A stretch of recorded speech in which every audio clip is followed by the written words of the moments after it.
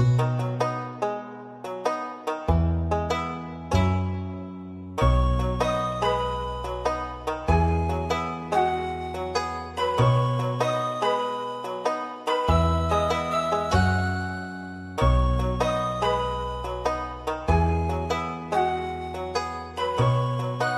everybody, welcome to Geekoholics Anonymous, episode 91. I'm your host, Rico, sitting here on the internets with my co-host, Dane Cody.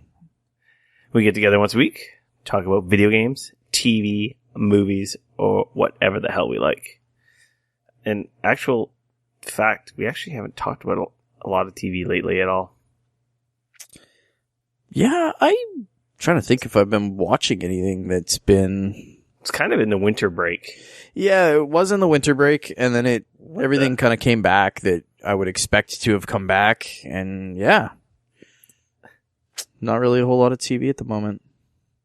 I mean, lots of TV watching that's happening, just none of it that's, I feel, worth talking about or that's nerdy enough to talk about. There's a few new Netflix shows starting up soon, which might be worthwhile talking about. Actually, thank you for scratching my noggin. We did check out a series of unfortunate events on the weekend because it came out on Friday. That's new, right? Yeah, it just came out on Friday. Oh, cool. You can talk about that later. Yeah. If you don't know, like I said at the top of the show, we talk about video games, TVs, movies, or whatever the hell we like. Usually we start off with our designated drinking section. They don't call us Geekoholics for nothing. Yeah. Wait, I usually Geekoholics or alcoholics? Well, it's like the same thing. Oh, okay. You're addicted to drink, and I'm addicted to games and geeky shit. Does that work? It's a pretty good combination, I think. So, yeah, our designated drinking section. Then we get into some what you've been playing. Get into some news, public service announcements, free-for-all, and whatever random hell else shit we want to talk about. So thank you for listening. If you're new, welcome. If you're not new, we're sorry. And thanks for coming back and putting up with us yet again. So Dane. Yo, what's up? What are you drinking? I'm drinking a little scotchy scotch. Some Dewar's blended scotch today. It's a 12-year. It's quite nice. I have some scotch upstairs that someone left here at an event. I don't know whose it's yours now, dude. It's yours now. I know it's mine now. Yeah. But what kind of scotch is it? Man, I had the name on the tip of my tongue. Does it start with a G? Something goose? Does that sound right? No. That sounds like vodka. It looks like it has a turkey on the front of it. Are you sure it's scotch and not bourbon? No, I read it. It said scotch. Wild turkey? Because that is a bourbon. That sounds right. Because that is a yummy bourbon. And it's got a picture of a bird on the front? It does have a picture of a turkey on the front. Well, I have some of that, but I'm not drinking that. Oh. But I am drinking. Way to get my hopes up. I'm drinking, though. Okay, what are you drinking? Wow me with what you're drinking. I'm drinking the Hennessy again. Oh. It is the bottom of the bottle, and I'm like, I'm just going to finish this thing and get it out here, and then I can move on to something different. No, man, that's not how alcohol works. You open a bunch, and you enjoy them. Well, it was at the very it was at the very bottom, and it's like, drink me. Okay, fair enough. Hennessy is tasty. I have a bottle of that. So I did the total like noob drinker thing. I didn't realize when I went to go take my first sip because I brought it from upstairs to downstairs. Yes, the giant rock was like frozen to the side of the cup. Do you know what what happened? You're laughing, so you must know what happened. Exactly what you're going to say. So I raised my glass up to take a sip, and then the cube slammed from one side of the cup to the other and just splashed my face with like alcohol. Yep.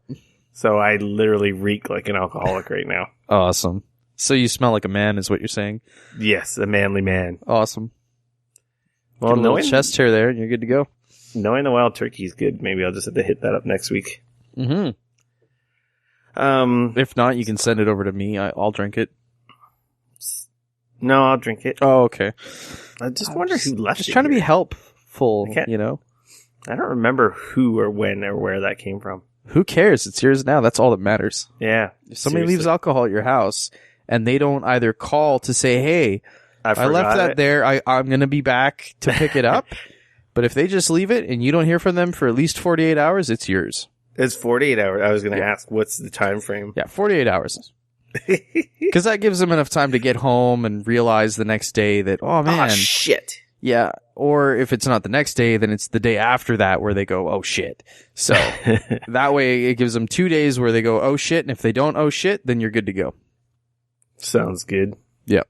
Yeah, it's been more than 2 days. You're golden. It's probably been like 202 days. Maybe somebody who listens to our podcast left it at your house and you'll be drinking it on air and they'll remember, but it'll be too late for them. I don't think so. Good. I'm trying to think what event someone would have forgot that here. Anyway. Probably a stag or a birthday party. I didn't get too much game playing done this weekend. You sicken me. I did play some, but not as much as I would have liked. Yeah, I'm in a similar boat, but what I did play was Stardew Valley. Yes, I did play some of that. So I finally got its hooks in me because it actually has pulled me away from Dragon Quest Builders. I actually kind of, in Dragon Quest Builders, I kind of climaxed or hit the climax. Did what? Sorry, what did you do? It's divided into chapters. Okay. And the first chapter climaxes with like a big boss battle. Right. After you've like unlocked a bunch of stuff, and after that you move to a new area and you actually start from scratch. Oh, really? So it's new materials, new items that you're building, a whole new map, and so forth. Okay. So I'm like, okay, well, I kind of know what's going on here, so I can come back to this. No, fair enough. I really enjoyed it, but then like Stardew was like kind of calling to me. Yeah, man. Just one more day. Yeah, just one more day. Just one more day. Yeah, it'll be fine. It's installed on my laptop. I'm playing it in the living room. I'm playing it on work breaks. I have it installed on my laptop. I have it installed on my desktop. And I purchased the PlayStation 4 version of it on the weekend so that my wife could start playing it. That's funny. Yeah, I've played it with the controller on Xbox. With the Xbox One controller on PC, and I played it with keyboard and mouse as well. I much prefer the keyboard and mouse myself. Did you try it with a controller? I did, yeah. I don't mind it with the controller, but it doesn't tell you anywhere what the buttons do. Maybe on the console version it does, but not on the PC version. Nope. No, it doesn't. So it took me a while to figure, like, how do I get to my journal? How do I do this and that? And I mean, luckily there's only really like 4 buttons in the game besides the movement buttons. But there's really only get to your journal and open doors and action buttons. Yeah. That's pretty much it. So on the console, it's just triangle to open your map, X to do everything, and square is your action button, and X is the open doors, open gates, pick up things, stuff like that. So, and that's pretty much all there is to control. I like the combat and simple maintenance with the controller better. Yep. But I find watering way easier with the mouse. Easier on the PC. Yeah, because you can just click all the squares around you and water everything. Yeah, it's great. You can do like 6 things really effortly. Yeah. The controller's like, I'm all over the place. I'm surprised. I'm surprised too. Because again, I'm on the PlayStation 4 version. I was surprised at how you have to be right centered on something before it'll do it. So if you're trying to water a plant and you're just a little bit off, it won't water. You gotta back up and you'll water the ground or the plant you just watered, right? Yeah, it's a bit finicky in that regard. My wife is actually getting a little bit frustrated with that part of it. Just how, I mean, as she plays it, she'll get a lot better at it. But there was definitely a bit of that frustration coming in where she was having a difficult time just hitting that spot. And especially with the hoe, Because Yeah, with the hoe. Because you gotta be careful with that thing. Yeah, you gotta be careful when you're messing with hoes. Yeah. Because you can have your whole garden going on, but you can also go in there and use the hoe and fuck it all up. The hoes always be fucking shit up. Exactly. I had a big blueberry patch, and I accidentally hit the wrong button when I went to. Well, I had the hose. Hoe into your blueberry patch. I had the hose selected, but I went to pick the blueberries. But instead of hitting my right mouse button, which was pick blueberry, I hit the left mouse button, which was swing the hoe. And I totally just destroyed one of my blueberry bushes. Yeah. Man, use the hoe to destroy that blueberry bush. You're a rough pimp swinging them hoes. So you're supposed to grab the hose and pinch the blueberry. I know. That doesn't make any sense. I'm going to leave that one alone now. So I started telling her to always just select the watering can, because if you screw up, you're not going to mess anything up that way.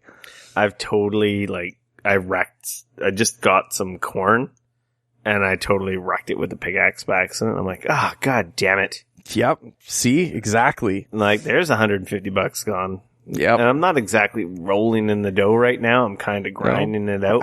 How much money do you have? I have none right now. You're about a season behind me. I just hit summer. I just figured out how seasons worked. 28 days. Yeah. Per 4 season. Weeks per season. Yep. I kind of don't really have a good grip on what the best crops are for each season, and I haven't looked it up either. No, me neither. I'm trying really hard not to look a lot of stuff up, because I feel like in a way it would almost defeat the fun in a lot of ways, just because then you could just find the best way to do it and just go grind it out. So, I mean, maybe for my second playthrough or something, I would do something like that. But at least my first one, I just want to enjoy the exploration of it and figuring it out for myself. I've found that what I tend to do, and this is just, I am in no way a Stardew Valley guru of any kind. But what I've found is that at the beginning of the season, I like to go and I try to find whatever it is that will grow and continue to make the stuff that keeps growing, so you don't have to keep buying seeds. Exactly. So I plant a whole bunch of that right away, and then I also try to figure out what will grow, what takes the longest to grow, because you want to get that going right away as well, right? So I try to buy those right off the bat. And then what I do is I try to augment those with other stuff that'll grow 4 days or 5 days or 6 days, and that needs to be replanted all the time. And then what I do is I'll buy 10 of those or 15 of those or 20 of those each day, so that I have a constant stream, because I'm planting and I'm also harvesting. I'm planting and I'm also harvesting. And you get into a bit of a rhythm like that, especially with the stuff that only needs 4 days to grow. So you're in summer, you can do that with wheat. So what I did is I planted a whole separate area for my wheat, and I just did that throughout my summer, and I got a bunch of money. So I'm sitting at like $24,000 right now, I think. Oh, wow. And I've got, and I've just gotten into fall now. I'm just started autumn. So, yeah. And that's sort of, but the thing you got to be careful of is, what I ran into is that if you plant too much stuff, then every day you have to water it all, and you end up wasting all of your energy watering everything. Mm-hmm. So be careful. I can build sprinklers, but I can't get. I don't know a reliable way of getting. I think do you need iron and copper? You need iron for the sprinklers. The best way at the beginning of where we're at, to get iron is actually just to buy it from the blacksmith. Mm. You just buy 5, make an iron bar, and then that way you're good to go. 'Cause iron only starts to show up, from what I understand. I've done a little bit of research, not a lot, 'cause I'm trying to, stay as researched as not. Trying to be as dumb about it as I can, but but iron I did find I believe it's only found at level 40 in the mine. Oh, and lower. Ooh. So you get lots of copper just in the first few levels of the mine. I mean, to be fair, I've only been down to like level 6 or 7 at this point, I think. Mm-hmm. But that's where I get copper. That works well. But yeah, I actually bought some gold to build what did I build just recently here with gold? You got fucking gold? I haven't even seen gold yet. No, I bought it. I had to buy it from the blacksmith. Oh. Because again, gold, maybe it's the gold that only shows up at level 40 or lower in the mine.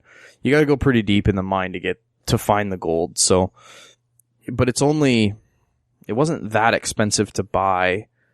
I mean, it's not cheap to buy. Let me just say that right now.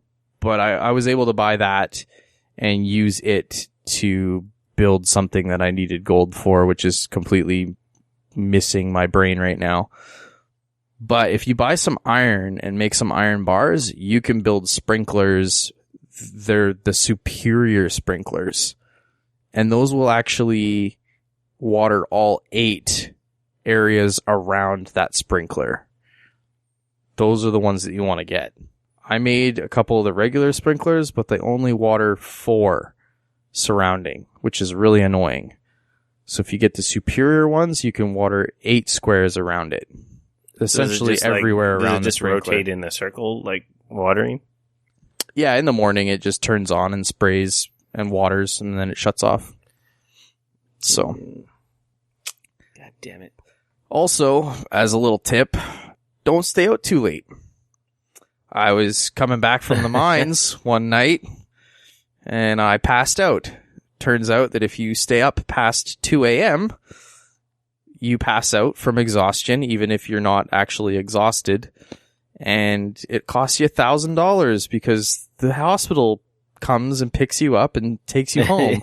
And it gives you a bill. Thanks, Doc. You go outside in the morning, and in your mailbox it says, "Hey, we found you collapsed outside, so we brought you here. Here's the bill." And yeah, so it costs you $1,000. So FYI.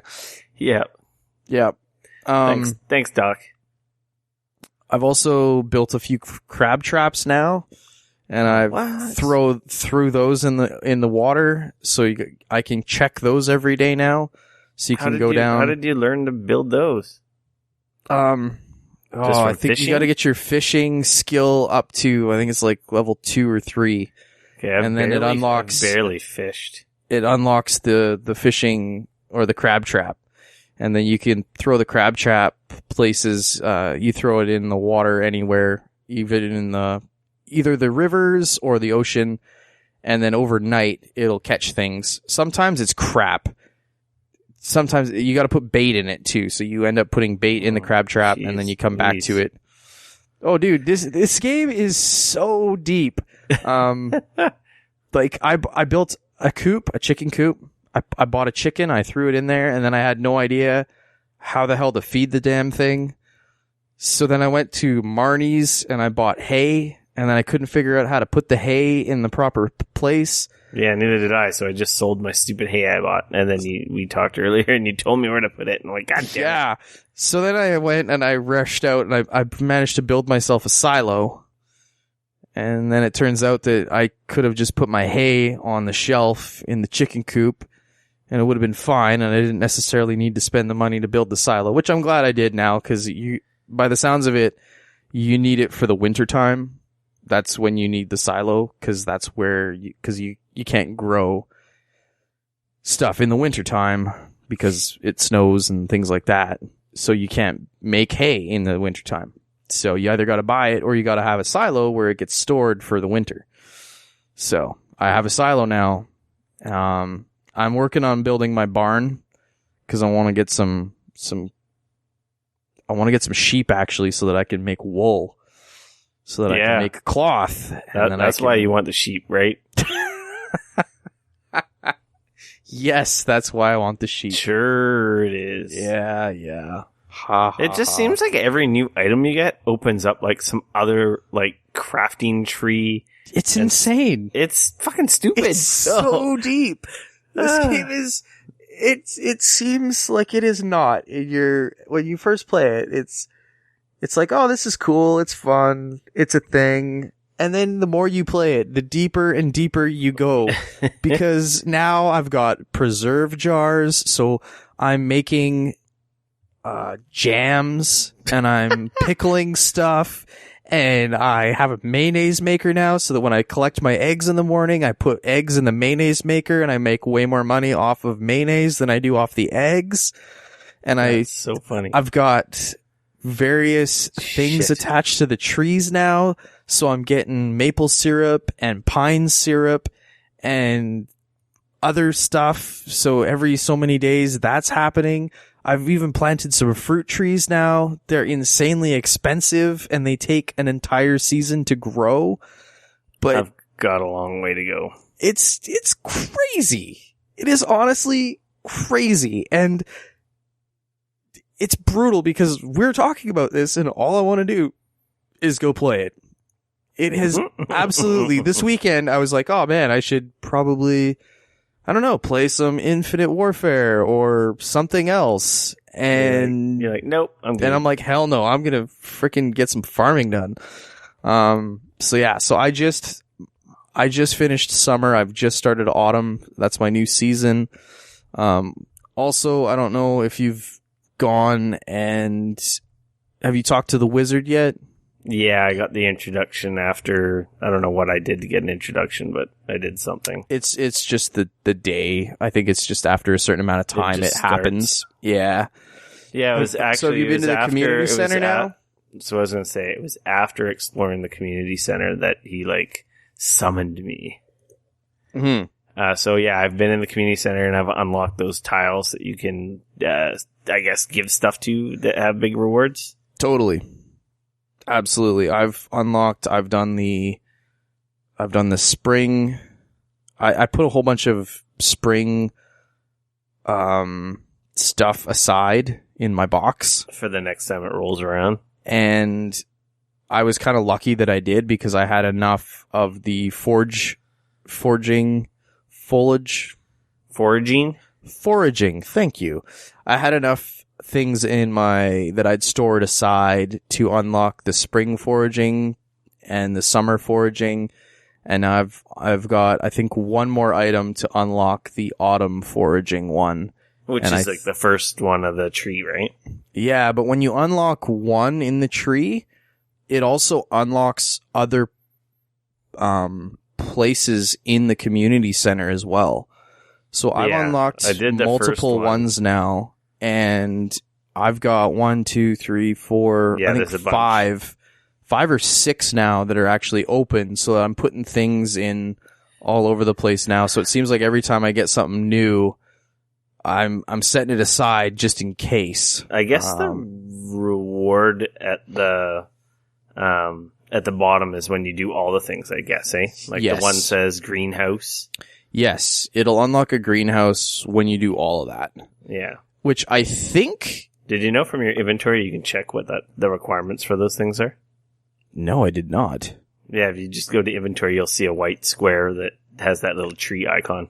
Oh, lucky.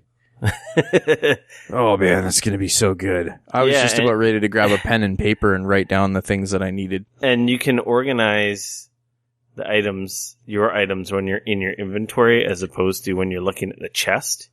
Yeah, I've noticed that. What the hell? I can organize my chest, but I can't organize my backpack. I'm like, what the fuck? And then when I was just in my backpack itself, it's like, oh, there's the button. Yeah. So I bought the first backpack upgrade. I haven't bought the second one. I bought the first one because I was running out of space. Oh yeah, all the time. That is one thing that Dragon Quest Builders does really well. Mm-hmm. Is after you get so far in the game, and that's not to say maybe this game has a similar mechanic. Okay. Dragon Quest Builders, you just have the bar on the bottom. I can't remember how many items it holds. Right. And when it fills up, you can't carry anymore. But when you get maybe halfway through the chapter, you learn how to build a giant chest. Okay. I can't remember the exact name of it. Yeah. But when you have that type of chest at your home, when your backpack is full or tool bar or whatever's full, anything you pick up next just automatically goes to your chest. Oh, that's nice. I know. That's pretty amazing. Like, I really like that feature because that was an issue with Minecraft as well. Your inventory would fill up and it's like, God damn it, I gotta drop shit and move shit around. Do I want this or that? Yeah. So they totally alleviated that problem. Now, I don't know if that makes, you can argue that makes it too easy or easier, but at the same time, that's like such a good quality of life feature for these types of games. That's true. I've found for me that you can build chests, right?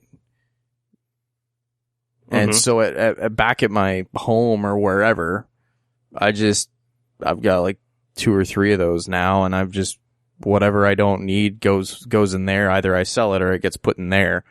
Yeah, and I know when I'm running around. Yeah, and I know when I'm going to go to the mines. I guess you just have to decide I'm doing this, so I ditch all my tools and only carry my sword, I guess. Yeah, I generally don't ditch all my tools because here's another tip that I've learned. If you're walking along the path, so anywhere in the game that you're walking along, if you see worms on the ground, I've never noticed worms. They're actually like a little group of, you'll see them, they actually move. And if you grab your hoe and you use it to hoe the ground where they're at. I thought you were going to say smack them worms with a hoe. Yeah. That's something very different. Oh, yeah.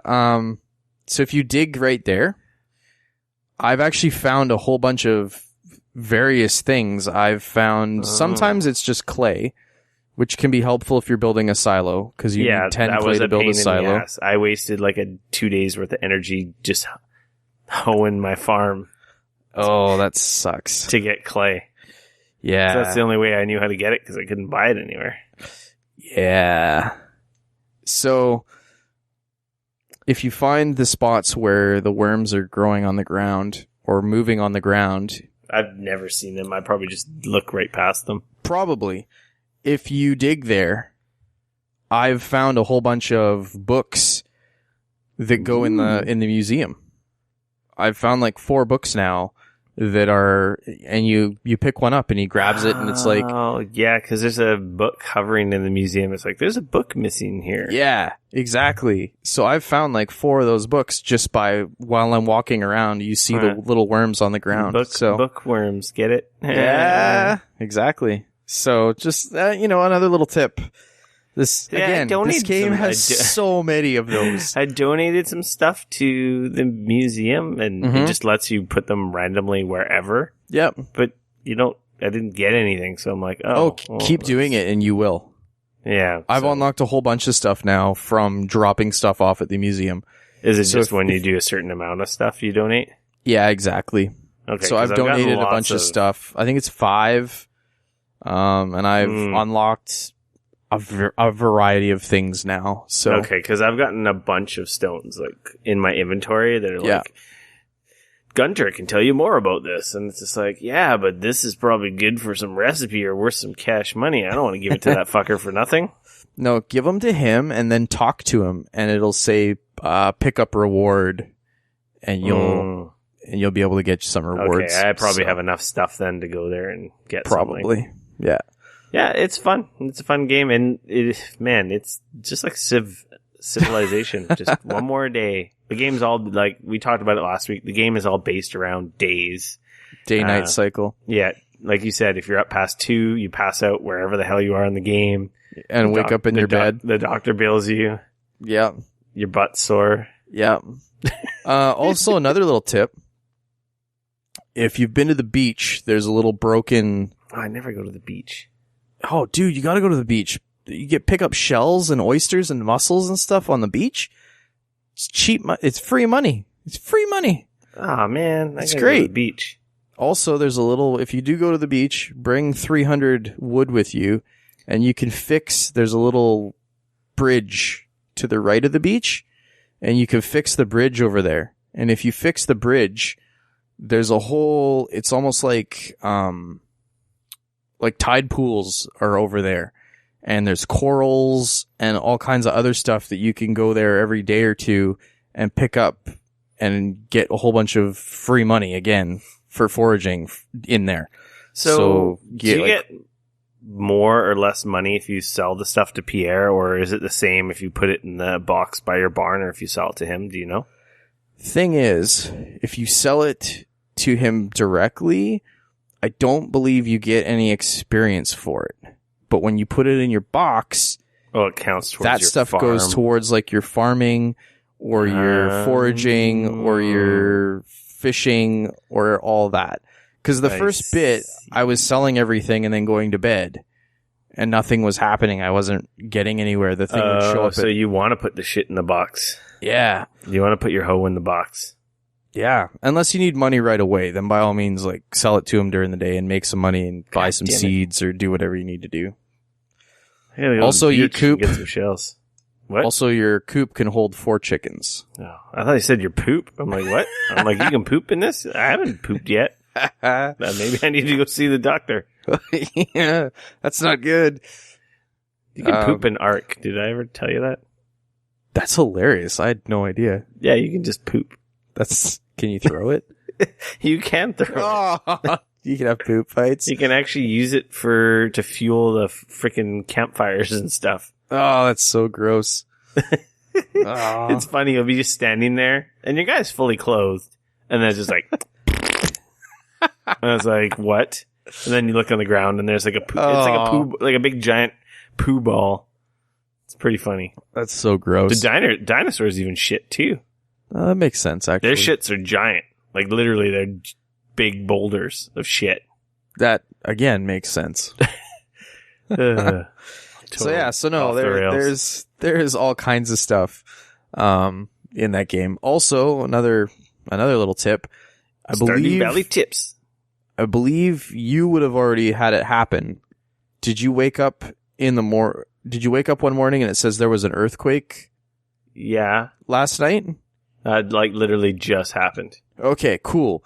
If you take the trail north from out, like if you leave your house and you go up to the top of your property, there's that trail that goes around. Yeah, which is like the quick way to get to the carpenter chick and to the cave. Totally. If you go up there, there's a area north of her that will be available to you now, and there'll be a spa and a train up there. Ooh. And because you may have been outside doing things and you've seen a thing that pops up says there's a train passing through town. No, I haven't seen that yet. No? Okay. I have seen on the map. I saw the spa on the map and it just had like a bunch of question marks, but it didn't say spa. And now I noticed like on my last day of playing earlier today, it's like, oh, spa. I'm like, that used to be question marks. Like, yeah. I didn't put it together that had something to do with the earthquake. If you go into the spa, it'll actually rejuvenate your energy. What? And it doesn't cost any money. So if you go into the spa and you sit in the pool, it doesn't cost any money. What the fuck? You just go in there and use it. It's great. No, it's not fast. Don't get me wrong, but it's great. So if you go water all your crap and then you're 3/4 of the way through, but it's only 10 o'clock in the morning, cruise up to the spa and you can rejuvenate most of your health in an hour or so. Damn, it's great. Get that spa treatment, girl. Another tip that I found out is that if you go up to that area when the train is passing through town, the train will throw out, it's almost like the tracks or something. It will throw out items sometimes, and some of them are like good. But it only works if the train is actually passing through. So if you just go up there randomly, you can go to the spa, that's all good. But if so, you just see a little announcement on the bottom of the screen saying the train is passing through. Yeah, and you gotta like hightail it up there right away because it happens fairly quickly. It doesn't take very long for the train to get through. But little tip. Is the train random or does it come at certain times? No, it seems pretty random. I haven't been able to get a pattern going at least in mine. It's just stupid game. So it's awesome. That game is I'm having a lot of fun. One of our listeners was like, fuck you guys for introducing me to this game. He's like, really? He's like, I played it all weekend. Yeah, I think in the 2 weekends plus a bit during the week that I played, I think I'm up past 20 hours or something like that now. Yeah. That was Louis. That was Louis, by the way. So he's probably like, man, that was fucking me. Why don't you say who it was? That's awesome. Funny. Well, you're welcome. Yeah, so I stopped playing Dragon Quest Builders because of this. But I feel like I've seen kind of, obviously there's going to be a bigger boss and a bigger boss and a bigger boss. And I think there's 4 or 5 chapters for Dragon Quest Builders. So it's like, okay, I can come back to this. Fair enough. I'm going to try to get into a rhythm with Stardew that I think I'm going to go back to. I think Dishonored 2 is next on my list to go back to. Okay. Because I was really enjoying that. Yeah. I really like Final Fantasy 15, but that's got like a bajillion hours. I kind of want to... I think I got to get away from Stardew because I don't think Stardew necessarily ends per se. I'm sure it does, but... Dude, you could get a wife. You can make kids. I know, so I kind of... You could drop... I think I got to peel away and play something that has an ending. But it's so good. Yeah. I'm hooked hard. It's bad. No, it's a good game. Oh. I was looking in stories about Steam's... I don't think I shared it here. But Steam... No, this was like a couple weeks ago, I think. We talked about it. Steam talked about the top games or top grossing games or something. I can't remember if we actually talked about it or not. Anyway, Stardew Valley is like in the top 10, if not top 20. Yeah, it did. It was one of their gold. It was one of their gold games for the year. For a game made by one person, not counting Xbox and PS4. This one site estimated that he has. I don't know if because he was published by a different company, but it's a one-man outfit. Made $24 million. Wow. Talk about winning. Holy crap. Yeah. I can only imagine he's made a lot more now that it's on PS4 and Xbox. Wow. Yeah, it's pretty cool. Here's your success story for independent game developers out there. No kidding, eh? I don't know. I think there's been lots of games like this one, so I don't know if it's just that this one is so much better or if it was a little bit of luck and timing. I think it's because this one's better. Yeah, I don't know, because to be fair, I know about Harvest Moon, and obviously I played Animal Crossing on my 3DS. I've never played any of the Harvest Moons myself, and people compare this. People say this is the Harvest Moon that Harvest Moon players wanted. So obviously there was stuff missing in those games, or not done as well. I don't know. Or did he just... Or did I only he just ever played the first Harvest Moon on I believe it was on the PlayStation? Yeah. Or was it the GameCube? I don't remember. It sounds like PlayStation. But or did he just do an Apple and take something that existed and just refined it and made it better? He expanded on it hard, made it way better, way deeper. I think that's the thing, because this is more or less similar to Animal Crossing, right? Mm-hmm. But it's expanded so much more. Yeah, let's see. Animal Crossing doesn't have any building or crafting or farming. Right, but you can expand your house. It has it has the relationship stuff. It has the house design aspect and the house expansion stuff, which is this game has. Oh yeah, but it's like taking the best stuff of like Animal Crossing and Harvest Moon, and anyway, yeah, it's a good game. Yeah. Sorry if we get you addicted to it. We can't be held responsible. You're right. I can't be held responsible, but it's awesome. That, I'm gonna say we're done. What you been playing? Yeah, you don't have all I've been playing. That's all you've been playing. I played more Dragon Quest Builders. I don't really have anything to add there. That game's really good too. I like that game. Yeah. But crack cocaine, hell of a drug. This is honestly, like I said before, this is like Civilization 5 bad for me. No, it is. Because this game, the hours just peel off. Like I sit down and I go, hey, I'll play a day or I'll play a couple of days and then I'll go on to do other things. And the next thing I know, it's getting dark outside and a season has gone by. The days don't get longer in the game at all, do they? It's always the same set time? As far as I'm aware, yes. And does it only move when you move? No. Does time just pass if you stand there? I know if you're in your menu, it pauses it. Yes, if you're in the menu, it does pause it. Each day cycle is about, I believe, from when you wake up in the morning. When you wake up in the morning? It's 6 a.m. in game to 2 a.m. is if you wait the full amount of the day. I believe I read somewhere that it's around 14 minutes in actual our really time. Quick. So that's crazy. Yeah. So you're trying to pack everything into those days, man. Because if you don't, then you're just a shitty farmer. Yeah, you got to make sure your plants are watered, and your chicken. You got to collect the chicken eggs, and you got to make sure they get swing fed. Them hose. Yeah, exactly. I love swinging hose. You would.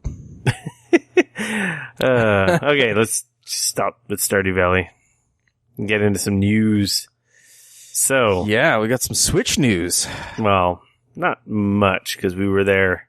We were there right away. We were there. Some stuff has come out. The internet seems to be pretty split. It seems real split. Some people, like the Nintendo faithful and blind, like myself, are like, yeah, give it to me. And then, people with a more critical eye that are not video game fanboys in general are like, I don't know. Those controllers are expensive. The battery life is not very good. Is it a console? Is it a handheld? The kind of, what are they doing? That third-party support's not there. It's a surprise. And issues with they're going to be billing for online, and people don't feel like there's a value to that, especially considering how bad Nintendo's online services has been up until this point. They've gotten rid of beloved features, like from the 3DS that are Street Pass, and there's no Miiverse. I can't help but think that storage not capacity. Having a Street Pass on this was a huge miss. Yeah, I think that's kind of Street Pass is it's part of the reason I carry my 3DS all the time. Yep. Storage capacity people were upset with. The fact that, it is surprising that they're only offering 32 gigs inside. And the controller prices are crazy expensive. No, let's be honest here. The accessory prices are insane. Yeah. It's not just the controller. I mean, to be fair, the most of the accessories are the controllers, or Joy-Cons, or Joy-Con grips, or straps, or whatever. But that is actually one place where I feel like Nintendo is missing the mark there. They've always been a little cheaper in their accessories, for the fact that I think that a lot of times their consoles are made for younger people. And if you've got a child and they pour ice cream all over a controller, it's a lot easier and a lot less hard on the wallet to replace that. And especially, their controller pricings are crazy. Their accessory pricings are insanely high, especially here in Canada. I mean, we're talking, like 90, you want to buy $90 for the Pro controller. Yeah, that's more expensive than a PlayStation 4 or an Xbox One controller. And I gotta get a Pro controller for when I'm at home playing Zelda. I think I'm going to skip the Pro controller. I honestly do. I don't think... Yeah, I guess you could just put the Joy-Cons in the cradle, but I don't want to be taking those things off and on and off and on. Here's the other thing. Yeah, the cradle, the grip, the Joy-Con grip that they ship with it won't charge the controllers. Yeah. So you got to buy a separate Joy-Con grip that's a charging $40 in Canada to charge the controllers. Or you have to leave them on the actual Nintendo Switch in order to charge the controllers. When the system's charging. Yeah. So which isn't a big deal, I guess, if you have a Pro controller, but then you're committing to $90 for a Pro controller. And then you're leaving those attached when you put it on the base. So yeah, there's a lot of just like, it's like they had all the opportunity in the world to just knock it out of the park. And there's just a lot of little like kind of finicky, weird decisions they made. So some people are pretty off put by it. Others aren't phased. Like, for me, I'm like, yeah, that sucks. Man, I don't care. Zelda in my van or traveling, like taking this thing to PAX, like that's going to be amazing. Yeah, and it's, here's my thing. This is, I mean, we're jumping a little bit ahead here, I guess, but ultimately, here's what happened to me. I was super on the fence. I watched that. If you listen to last week's podcast, you kind of know how I felt. I was really on the fence about it. I think I was more likely to pre-order before I watched their event than afterwards. They had an all-day stream on Friday, in a US Nintendo Direct style streaming event they did, showing all the games in great depth, the hardware in great depth. I don't know if you had time to check that out, but I did. No, I was pretty busy check that it day.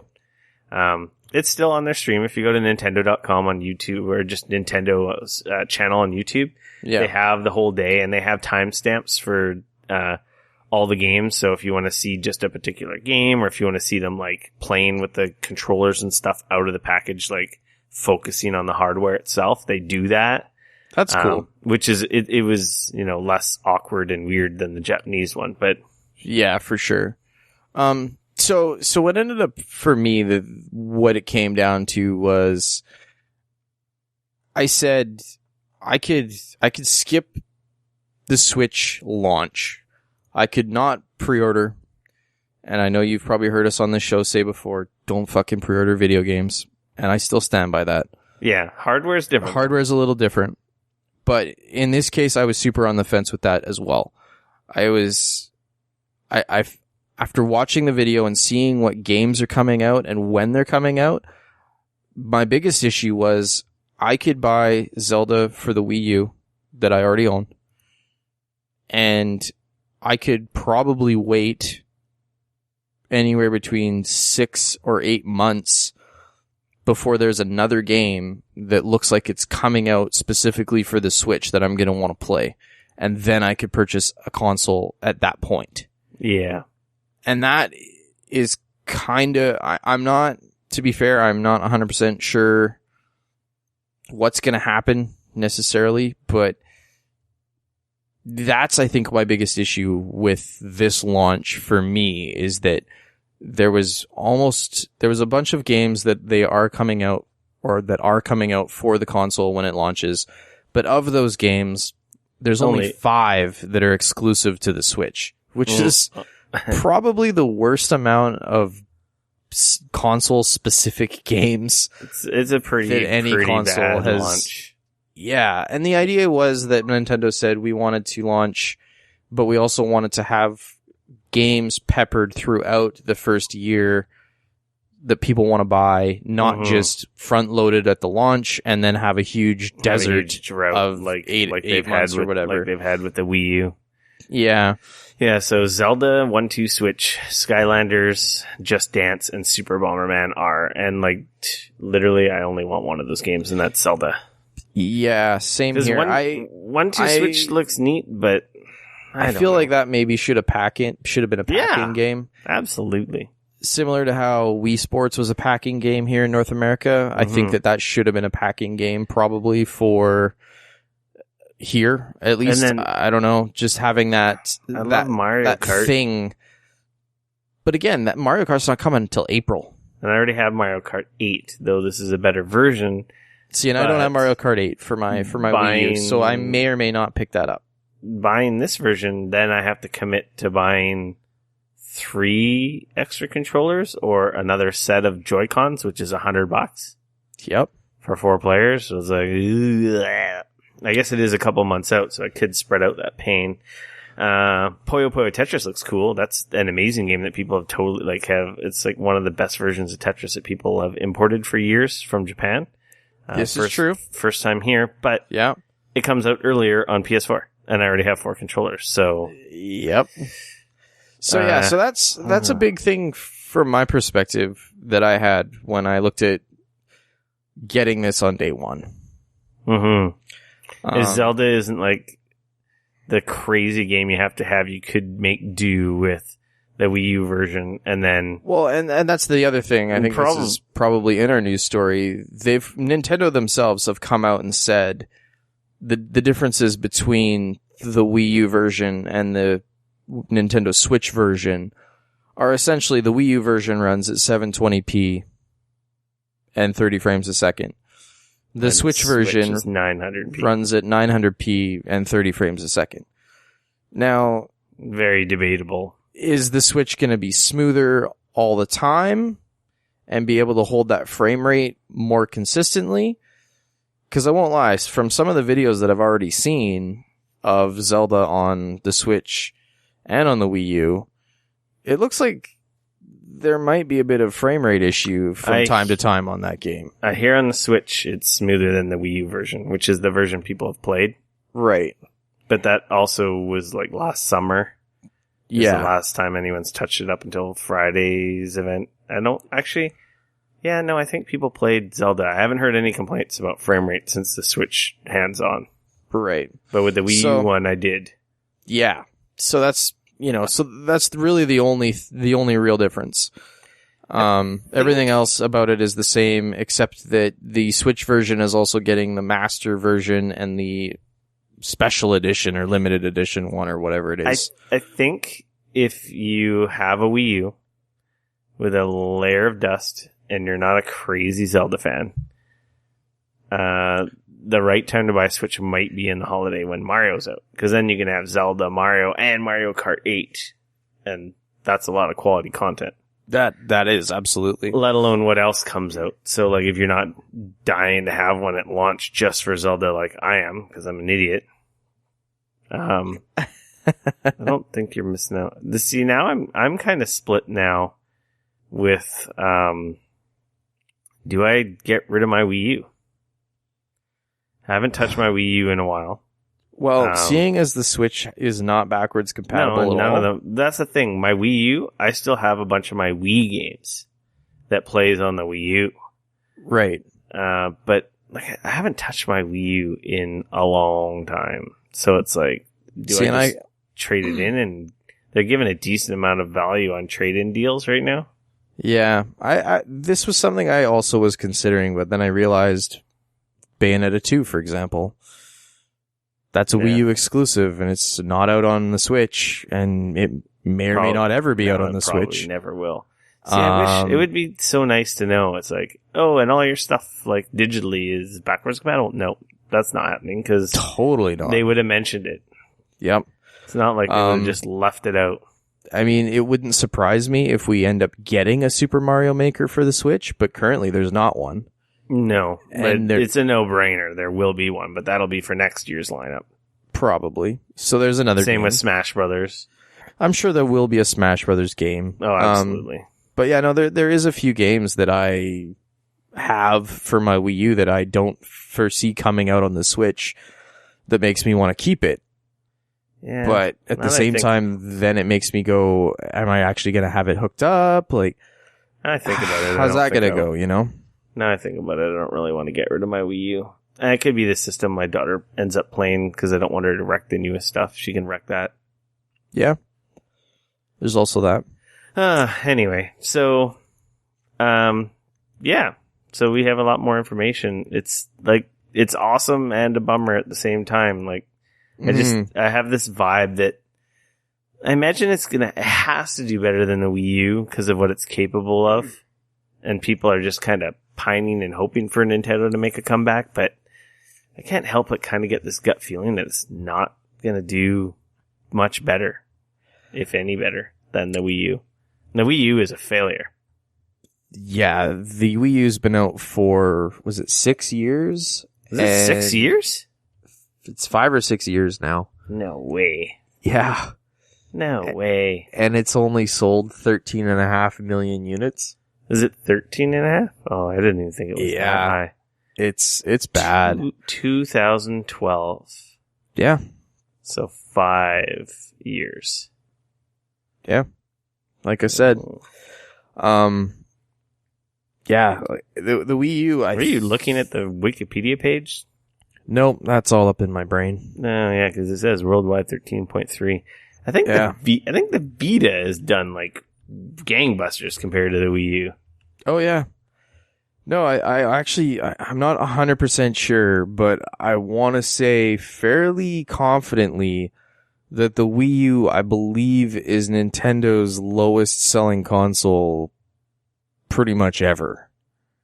I know the GameCube didn't do awesome, but I'm pretty sure it did better than this. No, the Vita hasn't sold more than the Wii U, so... No? No, it's saying here on Wikipedia, but it hasn't been updated for 4 years. At least 4 million worldwide. Yeah, that's definitely wrong. That's a year... That's a year, because it came out 2012, and that number is from 2013. So yeah, that's gotta be higher. I'm sure we could find more up-to-date information for the Vita than that. I don't want to go out on a limb and say I'm 100% sure that it sold more than 10 or so million, but I'm pretty sure that it sold more than 10 or so million units. Yeah, I see differing. I did a search. I see like 7.1 million, but that's also not like up to date. Only, but it's kind of Japan been dead or something. It's kind of been dead the last couple of years. Yeah. Anyway, whatever. Going off exactly. So I don't know. I pre-ordered one. So speaking of pre-orders, they've essentially sold out everywhere. I was in a panic. So let's go back for 2 seconds. Oh, okay. Nintendo came out and said that they had 2 million available. They're going to have 2 million units available at launch. Did they? Worldwide. Oh, I didn't hear that number. That's the number that they're saying that they have. But you got to remember that that's Canada, worldwide. US, Japan, Europe. Exactly. And Australia. And Eurasia. So. Eurasia? Well, the bottom part. Australia and New Zealand. So yeah, you're looking at 2 million units worldwide. That's not a ton of units for launch day. But yeah, I know that EB or GameStop or whatever has come out and said that they're sold out of their allotment for the launch. Yeah. And Amazon and Best Buy have also said the same thing. And Walmart and Target. So essentially, at least in North America, they're sold out on pre-orders. And I don't know now. I don't know if that means isn't sold out. Really? Yeah, because I was there today looking for other stuff, and I overheard someone asking, "Can I pre-order a Switch?" And Buddy's like, "Yeah." He's like, "I think people just forgot that we were going to carry that." He's like, "No one's been in." Really? He's like, "We have like 4 pre-orders, and our pre-orders are open until they email us to say stop." So right, they take a $50 deposit. So I don't know if you're still looking, maybe check your Toys R Us. That's a good point. At least on the island where we're at, people are just mind lapsed, or the people that want it got it everywhere else. I guess already. I don't know. Yeah. Quick note: the GameCube sold 21.74 million worldwide. It's almost double. So they've consistently done worse with every system Nintendo's released, with the exception of like the DS and 3DS have been doing well. And the Wii that sold 150 million. Well, the Wii was before the Wii. Since Super Nintendo, they were consistently going down. The Wii was an anomaly. Mm-hmm. Like, let's be honest, the Wii was a total anomaly. No, it absolutely was. It was Wii Sports, and that's fucking it. Nobody made money on that system except for Nintendo. All third-party games bombed. It was shit minigame collections. They had the stupid waggle controls. They had the crappiest games in the world. Wii Sports was fun. The Nintendo first-party stuff was classic as always. But besides that, yes, it sold 100 million systems. 100 million people played it and are like, got bored of Wii Bowling, and now it's sitting in closets and bottom drawers. But like I said, my aunt My aunt has a freaking Wii in her house. Think that's kind of what, with the Joy-Con shit, they were aiming for. I think they were hoping for that, like, second second strike, the lightning strike to happen with it, so. But I don't think 1-2 Switch is it. Like, why didn't they just make, like, a new Wii Sports? Nintendo Sports? I don't know. Like, that would be the no-brainer, like a new version of all those games. And then you might catch that mainstream, tidal wave again. But anyway. So, we talked about the Joy-Con controllers don't charge with the stock one. No. We talked about Preorders are all sold out. So my pre-order experience, I was panicky and I woke up at 5:30 in the morning and pre-ordered, because I didn't want to miss out because I didn't know what it was going to be like. Right. I'm kind of glad I did because most of them were gone. Early. Best Buy and I think Amazon had a couple random instances throughout the day where they were back in stock.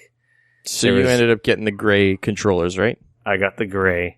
Okay. And then, because I don't trust that pre-order, I was working with a buddy, and we were by an EB, and we went in at 10 o'clock. Like, I was kind of like, oh, this doesn't look good. Usually there's a lineup for this kind of stuff. There was no lineup, but everyone was hiding in their cars.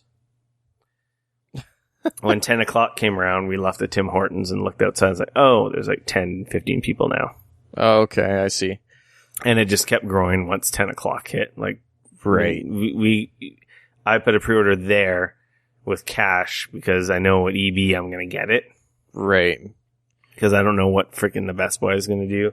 I trust it's probably fine, but is it going to arrive on launch day? Is it going to get shipped launch day and arrive the weekend after? I know at least on that Friday I can walk into Best Buy or into EB, pick up my console, pick up my Zelda, go home and play.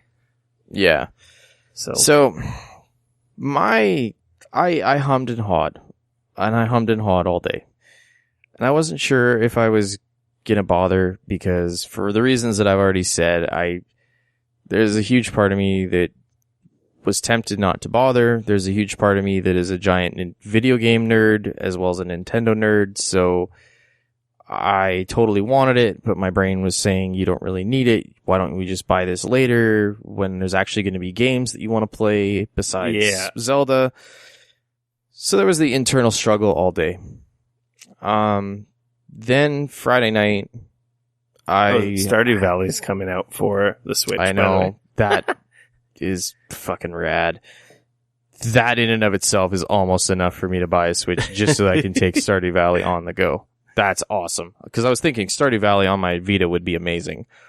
I'm surprised it's not there. Same here. You could remote play it, but it's not quite the same. Yeah. So anyways, so I had to swing by NCIX after work on Friday because I had a chassis fan on the front of my computer that was making all kinds of bad noises and it sounded like it was going to blow up. So I swung by. Don't really want your tower making weird noises. It usually ends up very bad. Exactly. So I swung into NCIX, picked up a couple chassis fans, and that just so happens to be around the corner from a Best Buy. So I went into Best Buy, and I was like, hey, I want to order a Wii U. And the guy's like... the Switch? Switch, yep. I already have a Wii U. And he's like, oh, well, we're all sold out of our pre-orders. I was like, I know you're sold out of your gray pre-orders. I'm like, but I know you're not sold out of the red and the blue handle pre-orders. And he's like, oh, you're right, we're not. I'm like, okay, cool. I'll take one of those. I don't really care. I'll either buy another set of the gray controllers or whatever. I don't care. He's like, okay. And he couldn't do it. His system wouldn't allow him to pre-order me in store the red and blue controller Nintendo Switch. He tried multiple ways. He got a second person. But no matter what they did, it wouldn't allow them to pre-order it. It said this item is not available for purchase when he tried to get me to pre-order through using the store's till. Now, the thing is that I wanted to do it in store because, like you said, on Friday that it releases, I know that they will have it there. And I could just walk over. I happen to live almost across the street from a Best Buy. And I could walk over and pick it up. And it would just be there. They would call me and be like, hey, it's here. Just come get it. The problem is if I pre-order it online, they ship it. I can't ship it to the store. It's not even an option. They won't let me do that. So I didn't really want to order it online for that reason, because the thing is if you've ever listened to the show, I live in an apartment building, and when stuff gets shipped to me, the guys just walk over, write my name down, slap a sticker on the door, and walk away, which then, depending on when it shows up or when I get home, means I may or may not be able to go get it for that day. I might have to wait till the next day, or I might not be able to get it for a couple of days. Which is kind of annoying. So, anyways, long story short, I was able to go home, and they were still available online, and so I did pre-order one of the red and blue handled ones. I'm still kind of on the fence about it, because I'm kind of going like, do I really? I don't know. So we'll see what kind of madness there is. If the demand is super crazy and there isn't enough people and the demand is really, really high, I may just sell it and buy a cheaper one or buy another one later. We'll see. I don't know. But knowing me, I will probably just hold on to it because that's the way I am. My brother-in-law went through that, and they canceled. They're like, we'll just wait. Mm-hmm. Yeah, well, that's the thing, right? It's $450 Canadian. Well, and they need extra controllers and a game. It's $450. It's $540 after you add Zelda. It's $600 after you add a Pro controller and a or Joy-Cons. It's like it's $600 for one game, and it's like when you put it in that perspective. And the thing is I know that it's going to be around for at least 5 years. Mm-hmm. But the thing is I'm literally, even right now, I'm sitting looking at this list of Nintendo Switch games for the remainder of this year. Yeah, and it's Zelda and Mario, and I don't really care about anything else. I would love to play this new Disgaea 5. Looks great, but it's also coming out on the PlayStation 4. Steep, Sonic Mania, so many of these other games coming out on other platforms. That you already own. Yeah. That are also going to run it in 1080p instead of 720p or 900p or whatever the Switch is going to run it at. So yeah, that leaves me with The Legend of Zelda. Because I don't own Mario Kart 8, that would also be a possibility. I love Mario Kart 8, and I imagine that at conventions or traveling could be like a pretty killer app. Totally. Splatoon 2 is interesting, but I am not invested in that. I didn't get the first one, so I feel like I would probably get that one. Yeah. So there's 3 games on this list. Yeah, realistically, for me, there's 3 games as well. Yeah. And that's hard because, but on the flip side of that, one could argue that I bought a VR headset for almost less games in a way, right? But the thing is that I think that is such a different experience. Yeah. That Resident Evil was worth it. Yeah. Which I think would be way too scared to play that in VR. I'm going to do it because I want to see if that thing justifies it. If that's going to be the first real, okay, here's a real game. You need to get a VR. Yeah. Maybe people will learn from it. Yeah. So anyways, so the Switch it's a weird thing. It's tough. Like, I'm blinded. So for me, I want Zelda. And I also pre-ordered the Master Edition of Zelda. I saw that. Which is $200. Wow. Plus tax. So Jeez. $450, $550, $650 plus some change, probably closer to $675 Plus, I want a Pro Controller.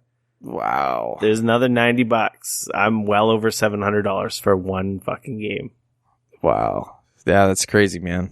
That's crazy. That's crazy. Anyway, there's your story. I'm excited, but here's hoping that Nintendo can bounce back. But I hear what you're saying, though. The new Mario is going to be awesome, and then obviously next year they're going to have their stream of other stuff that they haven't released yet. Yeah. Who knows? Probably at E3. They have to have more stuff at E3. But see, and I think this is the part that worries me a little bit. Is I look now that we're talking about these great games, there was a steady stream after the initial dry spell with the Wii U, where they had awesome games. Like, honestly, the Wii U has had some stellar games and some fantastic Mario games. Well, we know Pokemon's coming. Super Mario World and the new 3D. Super Mario Brothers. Those are great games. There's a lot of really good games on the Wii U, but it was never enough.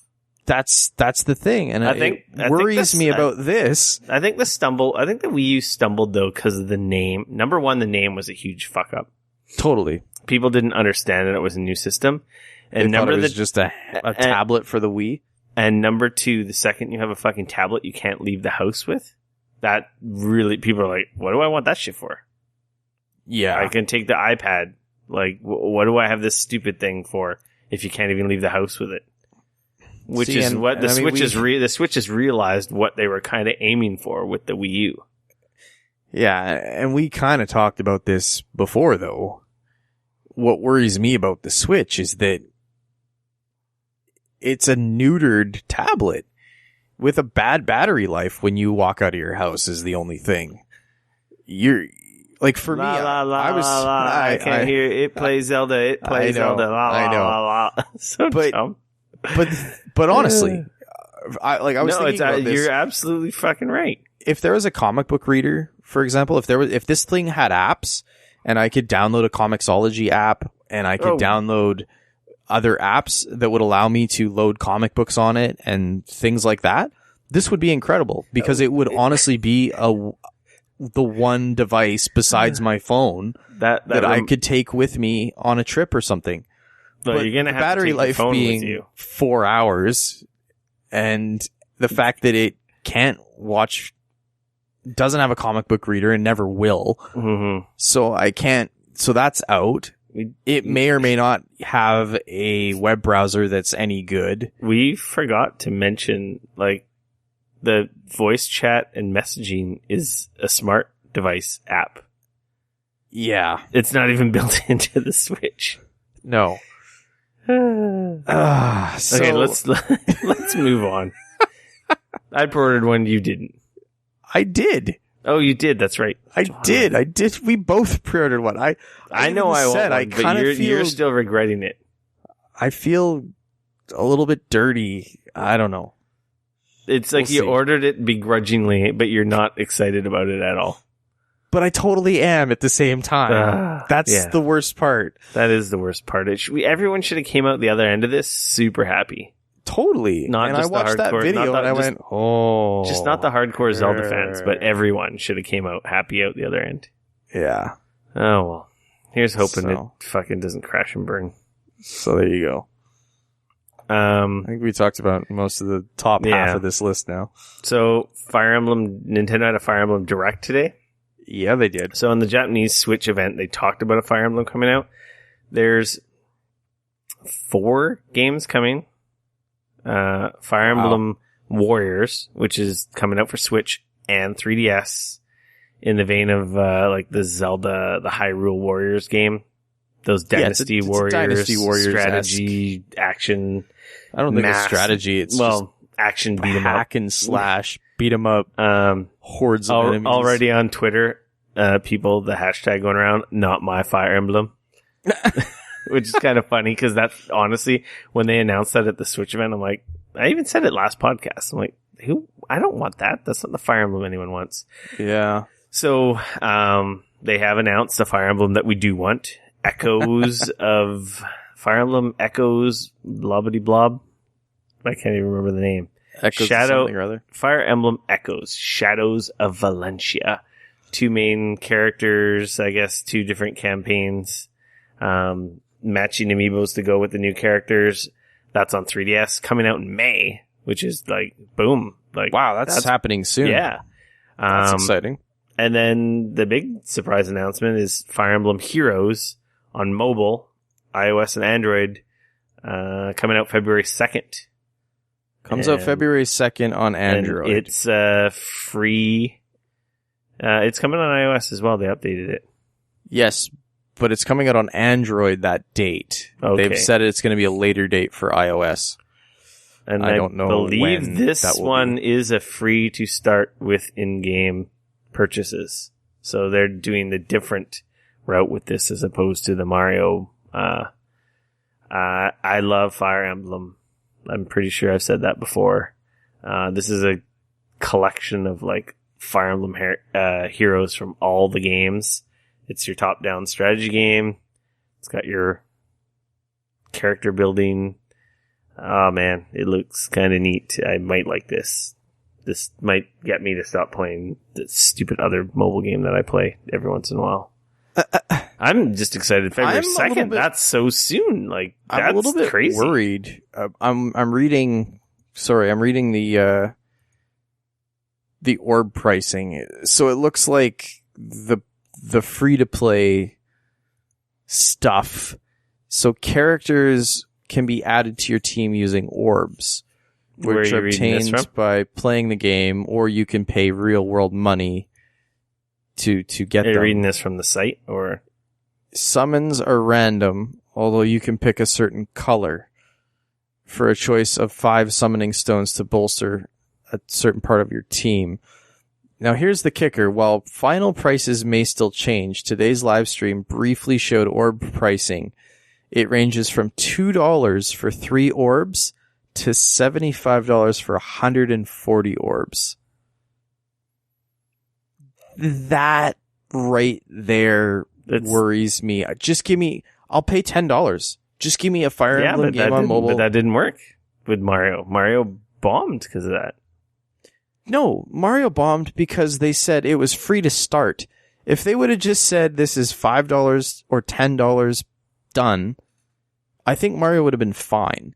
Mm-hmm. It's the fact that they pretended that it was, it's free to start. So tons of people just saw free. They didn't even read past that. All they saw was free. They downloaded it, and then 3 levels in, they went, "What? I can't keep playing this?" Well, we know people are fucking stupid, but seriously, that if you weren't an idiot, you knew that wasn't the case. You had to have been an idiot to think anything otherwise. It was. I work in IT. I can tell you right now, people are idiots. I'm not worried about that because there's lots of mobile games that we play that have terrible value per dollar. As long as you can grind out and get the stuff, and I can play for free and feel like I'm not getting bent over. That's true. I will be super happy because I love Fire Emblem. It looks cool, and I definitely look forward to playing it. That's like freaking 2 weeks from now. I'm so stoked because we got screwed. Literally, it's 2 weeks from when this episode releases. Because we got screwed with Mario Run. Speaking of Mario Run, I'm going to just skip a little bit. That comes out on Android in March. Wow. Not much to talk about there, but it's coming out in March, which is what the hell. I'm amazed that it took them that long. And back to Fire Emblem. So we got Heroes, the mobile game, Echoes, the 3DS game, Warriors, the Switch 3DS game. And then they also announced next year, 2018, a proper Fire Emblem Switch title. Which is what everyone's super excited about, because that's your true Fire Emblem coming to a home console, which hasn't happened in a really long time, because they've pretty much all been on 3DS and DS. The last one was on the Wii. Yeah. And to be fair, it wasn't a super awesome Fire Emblem game. No, I think it was just a release of one that never came here before. Was it? I think so. I don't think it was a new... I can't remember. I never played that one. Pretty sure it was a new game, but I don't remember it being widely received as being a good Fire Emblem game. I don't have a lot to say about the next story. ZeniMax and Oculus are in court right now. Palmer Luckey, Mark Zuckerberg and John Carmack, and all those guys. All these guys are in court all week. It's been every day in and out, getting grilled about who stole what, who did what, what's the timeline, trying to trip people up. Like today, I think Palmer Luckey was on stand, and they were trying to trip him up with his timeline of how and when he came up with it, and they were kind of going like, he doesn't even have an engineering degree. How did he come up with this stuff? Like trying to discredit him. Sounds like it's been very fun. sounds like a lawsuit. It's gonna be interesting how this turns out, because ZeniMax accuses that Palmer stole secrets because he was, I don't know if he wasn't working for them, but he was demoing with their software and stuff that they feel like they came up with, and this is very complicated. I don't know the whole story, but well, part of here's the thing. Here's where they're going from ZeniMax's perspective. What happened was Palmer didn't work for them, but a bunch of people that he was friends with worked for ZeniMax, and they helped Palmer with the Oculus. And this was before it was a thing. So there's that part of it, mixed with the fact so he was working with ZeniMax employees. Yeah. On a product This is what Oculus they allege. Didn't exist. This is what they allege anyways. I mean, again, who knows? I wasn't there. This is what they're alleging happened. And then on top of that, they're saying that when John Carmack left, that he downloaded a bunch of their proprietary software and stuff and took it with him to Oculus. Yeah, that's okay. I'm seeing here Carmack and even Carmack admits that he did download some stuff onto a USB drive before he left. So here's the line here. In 2011, 2012, John Carmack, a singularly experienced and highly proficient ZeniMax programmer who was at that time technical director for ZeniMax, Texas-based subsidiary of id Software, conducted research to address technological issues associated with virtual reality. So I'm guessing Palmer reached out to him saying, hey, we're having this issue we need help with. But he was an employee. Something along those lines. He was an employee of ZeniMax.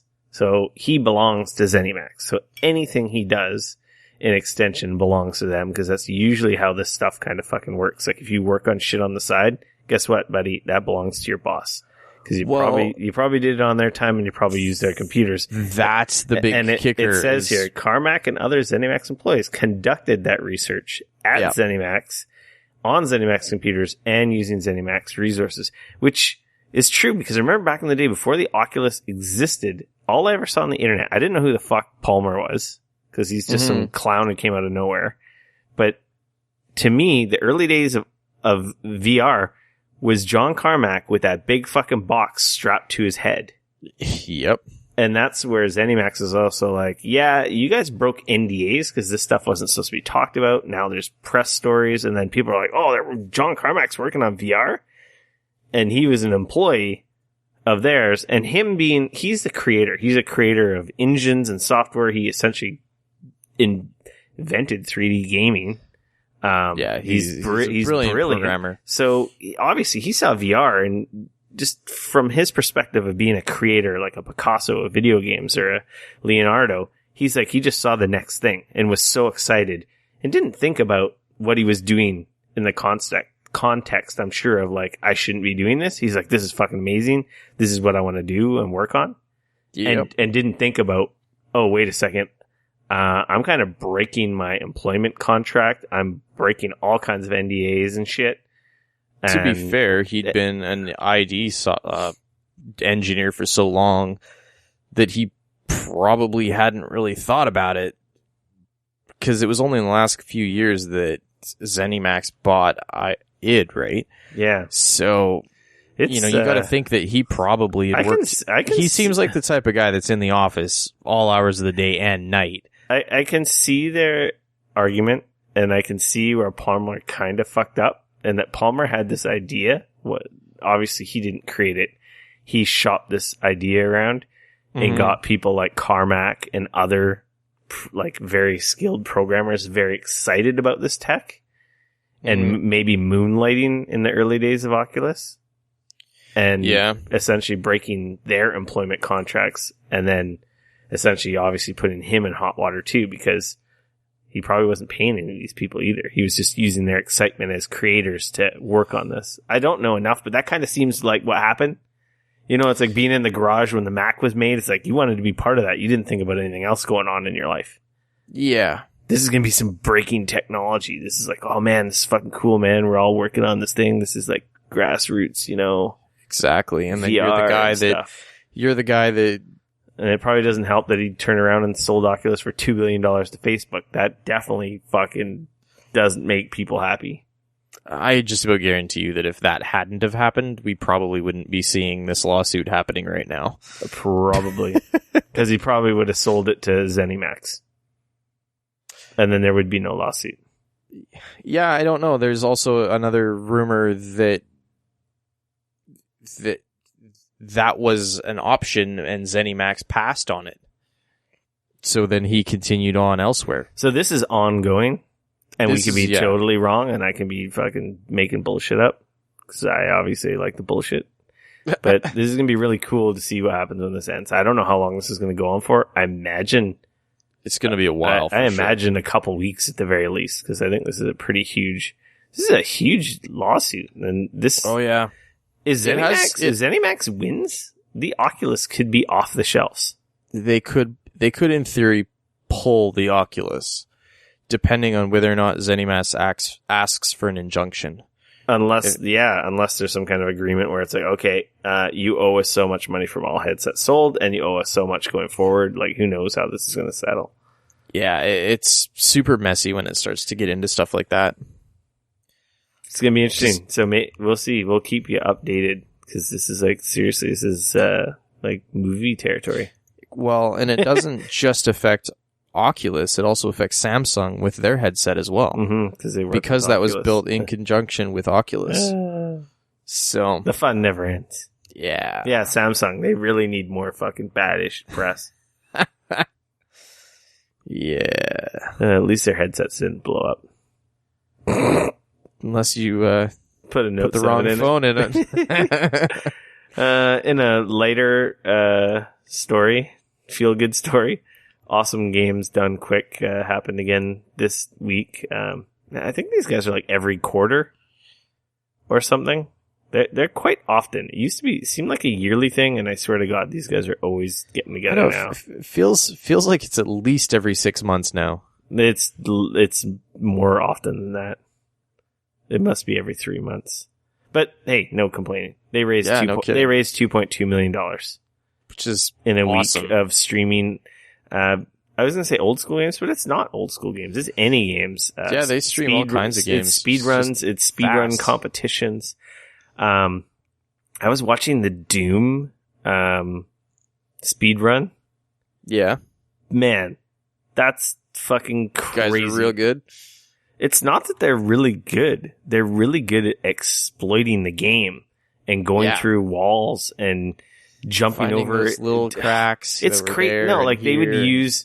It's not the railgun, but the gun that's like a railgun. What's that one called? The railgun? It's not a railgun. It's called something different. You know which one I'm talking about. I do. Anyway, I was just the guy would like inch, looking at the ground, jump, shoot that gun. It would push him into the ceiling. Then he'd be on top of like, not walls, but basically the texture would make like a pixel thick bridge that he would be walking on top of the level.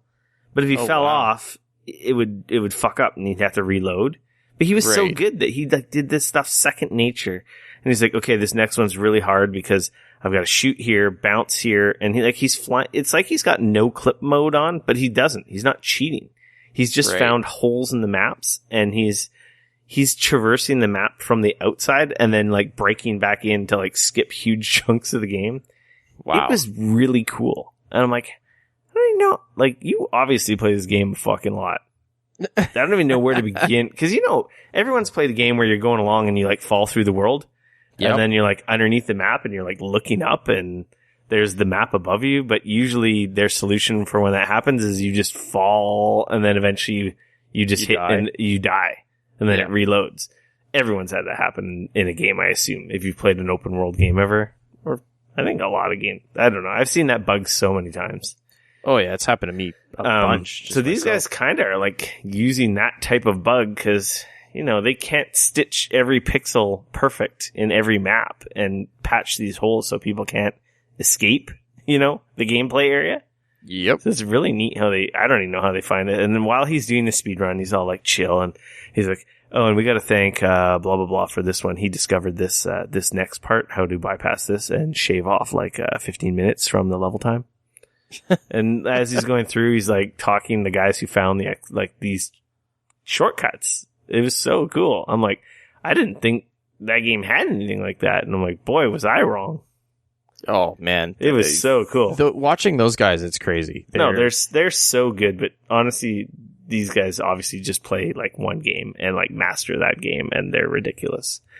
That was cool. So those are always fun. If you ever have a chance, even like the multiplayer, where they like hook up 4 consoles and guys are like speedrunning versus speedrunning games. That's always fun. Yeah, I like it when they do the racing and stuff between each other, where they're both trying to beat each other at the speed runs. Yeah, it's cool. This one I didn't catch this one right away. Jude sent this one my way to get my attention. Microsoft is rebuilding the Xbox One dashboard for speed. Obviously, we've complained. I've complained about how clunky the Xbox One menus are, and there's that like pause, and it's really chuggy when you're moving through menus. So yeah, the whole dashboard. To be fair, it's definitely better than it was. But the thing is that the Xbox One dashboard was built initially with Kinect in mind. And now that Microsoft has all but given up on Kinect and forgot that it existed. Kinect? Exactly. I gave my Kinect with my brother. When I bought my Xbox One S, I gave my Kinect to my brother with the Xbox One, the launch one that he bought off me. I was thinking about keeping it, and I'm like, I don't think the S even has a port for the Kinect. Yeah, I don't even know. I think you can buy a dongle for it, but it doesn't have the Kinect. Yeah. So what's interesting is that not only is the Xbox One getting a speed boost upcoming, they're also going to be in an upcoming version or an upcoming update to Windows. They're going to be essentially adding a games mode to Windows that's going to be able to performance improvements for Windows 10. Yeah, so that when you launch a game in Windows 10, it's going to allow to shut off other things and give more resources to the game. Oh, that's cool. So it's essentially going to like they're calling it a game mode. So that's going to be extra performance. That's cool. Yeah, that's supposed to arrive somewhere around the time of the Creators Update, which is coming in April, I believe. Yeah. For Windows 10. So this is a similar thing. The whole idea is they're realizing, I think now that, yeah, like you said, Kinect is no longer a thing, and they're having to rethink and reutilize some of those resources that would otherwise go to Kinect to actually make the Xbox One interface a lot more useful, because currently it's just awful. Yeah. So. No, I still like my Xbox One. Yeah. I gotta play Forza too. Just reminded myself. Oh, and I got Dead Rising 4. I totally forgot about that. God damn it, I spent fucking Stardew Valley taking up all my time. Yeah. Any speed improvements is welcome by me. Totally. I guess that's it for news. Yeah. Public service announcement. Blizzard is teasing a Year of the Rooster event for Overwatch. So, new skins, emotes, celebrations, and bullshit for your money to be spent on. Sweet. I'm sure they'll have some fantastic costumes, as they always do, but oh, I'm sure. I love Overwatch, but I haven't played in a while. That's a game for me that I really only play with other people. Mm-hmm. I get together with other people, either at work, LAN party, or the like, and we play Overwatch. Outside of that, I rarely play the game. I almost never go and sit down and play quick matches of Overwatch by myself. I don't know why. It's just not something that happens usually. So that's kind of my Overwatch experience, is I always play with other people. Anyway, until next week, I'm going to say that's a show. Like us on Facebook, follow us on Twitter, subscribe on YouTube, leave a review on iTunes, share with your friends. Make sure to follow me on Twitter, at RickF, RICF. You can always hit me up on Twitter, at Dane Cody, at DAYNE CODY. Yeah, and, I meant to I'll talk about, I got in shit for my Battlefield comments. Yeah, you did. I'll talk about it next week. Here, I'll write it down here so I don't forget. Don't forget. So I promise. It just didn't click for me. Sorry, people. It's still a good game. We'll go into depth later. We hope to see you guys next week. Oh, we will see you next week. Oh, yeah. We are out. Switch out. Peace.